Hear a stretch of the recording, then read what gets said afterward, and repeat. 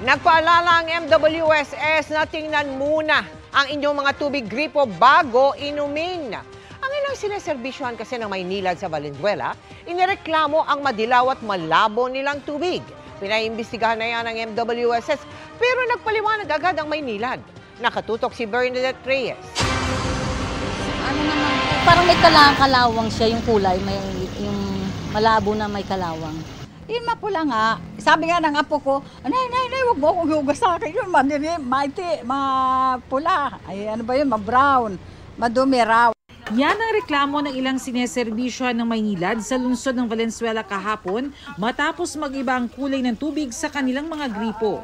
Paliwanag ng Maynilad dahil yan sa pagtaas ng level ng mineral na manganese sa tubig mula sa Angat Dam.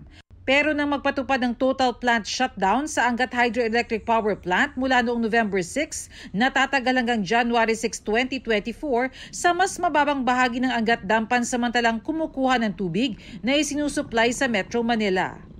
Doon kasi sa shutdown na yon, ang napag-agrihan ay yung alokasyon ng MWSS ay instead do sa normal na point kung saan nire-release yung tubig papunta sa MWSS, ginamit yung iba pang pamamaraan.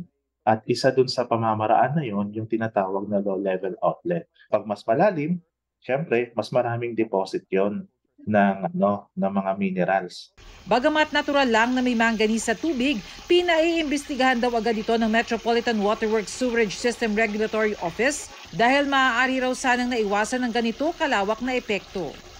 Dapat po sa simula pa lang naagapan na at naayos na po nila at na-increase na po nila ang kanilang dosage or nagawa na nila ng paraan para po hindi po maapektuhan ang ating mga consumers. Humingi kami ng paumanhin doon sa nangyari kahapon, doon sa discoloration at asahan nyo po na gagawin pa rin po ng Maynilad lahat ng mga adjustments na dapat gawin.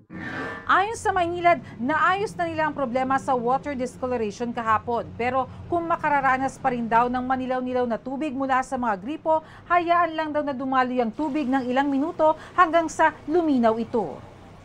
Nilinaw din ng Maynilad na hindi unsafe ang tubig na lumabas sa mga gripo kahit may kulay dahil hindi ito lumagpas sa tinakdang level ng manganese na tinakda ng Philippine National Standards for Drinking Water. Gayunpaman, pinayuhan na rin ng MWSSRO na iwasan ang pag-inom nito. Huwag na natin po ito isubukan at i-risk kasi po may discoloration at baka magka-problema po tayo pag i-ingest pa natin. Pwede po natin gawin ito pang flush, pang linis ng mga gamit at panghugas ng mga kotse. Pwede din po ito pandilig sa halaman. Para sa GMA Integrated News, Bernadette Reyes, nakatutok 24 oras. Mga kapuso, kasama nyo kami 24 oras. Mag-subscribe sa GMA Integrated News sa YouTube.